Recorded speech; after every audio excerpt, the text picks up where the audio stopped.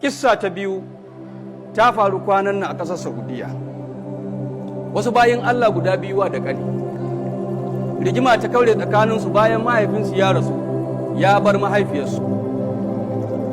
Wannan mahaifiya sai wa babba daga cikinsu ana ce da shi Hizam, sai ya ce shi yake da hakkin kula da mahaifiyarsu, ai babban wa uba in ji Hausawa. Kanin ya ce a'a yaya, na fi ka cancanta da kula da umma, saboda kai ka girma ka tsufa, ita tsohuwa kai tsoho, ka yi haƙuri ka bar mani. Ba su samu sulhu da daidaita tsakaninsu ba, ƙarshe wan ya ɗaga magana sai wajen alkali, ba akan gona ba, ba akan kuɗi ko bashi ba, ba akan gida ba, ba akan zub da jini ba, rigima ce har gaban alkali akan kowa ya dage sai dai a bashi kulawa da mahaifiya. Aka kira mahaifiya, alkali hankalinsa ya tashi, shi ma ya ji wani iri a ransa, saboda wannan wace irin shari'a ce, wannan wace irin bukata ce, ba da irin ta aka saba zuwa kotu ba. Ya yi ƙoƙarin lallashinsu, babban ya ce ina, ni ta fara gani, ni ne sama da shi, don haka na fi shi hakkin kula da ita, na fi shi hakki wajen ɗaukar ɗawainiyarta, kuma ni ne yanzu a madadin ubanmu. Ƙaramin sai ya ce a'a, shi ya tsufa ya girma, iyalai sun masa yawa, ɗawainiya ta mar yawa, uwa ma ta girma, mai girma mai shari'a, idan na bar shi da mahaifiyarmu ai ba za ta samu kula yadda ya kamata ba. Ni na fi cancanta in rike ta, ni ne mai karancin shekaru, ni ne mai karancin iyalai. Kan alkali ya kulle, ya dubi mahaifiyar ya ce umma, zaɓi ɗaya a cikinsu wa zai kula da ke. Mahaifiyar ta tatsa hawaye a idanuwanta, ta ce ai dukkansu biyu idona ne na dama da na hagu. Alƙali kansa ya ƙara kullewa, ƙarshe ya sunku ya yi hukuncin da ba haka yaso ba, domin dole a ba mutum ɗaya.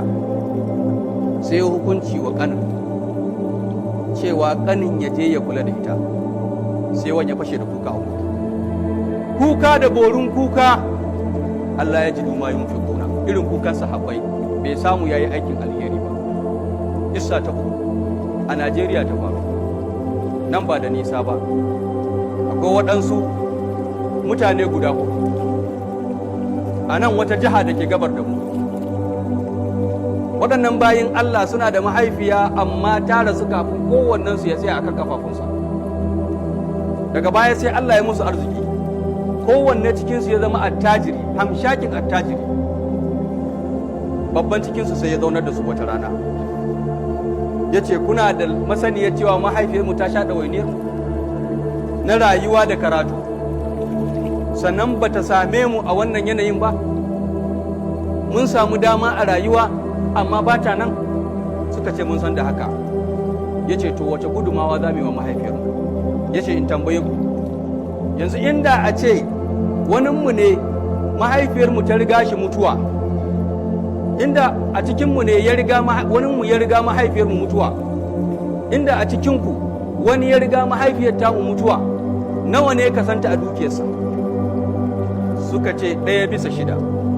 1/6 shine ka san mama, shine ka san umma, inda mun riga ta mutuwa? Suka ce eh. Ya ce to kowa ya tashi ya je ya kawo mun 1/6 na dukiyarsa, kowa ya tashi ya je ya kawo mun kashi 1/6 na dukiyarsa na umma, za mu yi mata sadaka da shi. In ka taɓa ganin gado bayan mutuwa, to an yi shi ana. Aka ce sai da suka hada kowannensu sai da ya kawo abin da bai gaza miliyan 1000 ba. Ba fa almara ba ce, mun yi zama da su suka ba mu wannan labarin. Kowannensu sai da ya kawo abin da bai gaza miliyan 1000 ba, wato biliyan 1. Munasabar da ta sa muka san wannan, sun gina Islamic Center guda ɗaya ta farko da suka gina a jihar tasu, da masallaci da makaranta da duk abin da ake bukata makamancin wannan ko sama da wannan. Suka ce wannan na farko kenan, za mu yi mata wannan a jihohin arewa. Muna son wannan ya zama mata sadaka jariya, ta dinga samu tana kwance a cikin kabarinta. Allahu akbar. Manzon Allah sallallahu alaihi wasallama ya ce Allah maɗaukakin sarki zai nuna wa mahaifi ko mahaifiya wani matsayi wani mataki na alfarma, sai wannan bawan Allah ya ce ya ubangiji wannan kuma daga ina, ba aiki na bane, daga ina ba aiki na bane. Sai ubangiji ya ce ɗanka ne, daga ɗanka ne a gidan duniya ya nema maka gafara. Allahu akbar. Allah ka samu gama da iyaye lafiya. Ubangiji Allah ka sanya mu cikin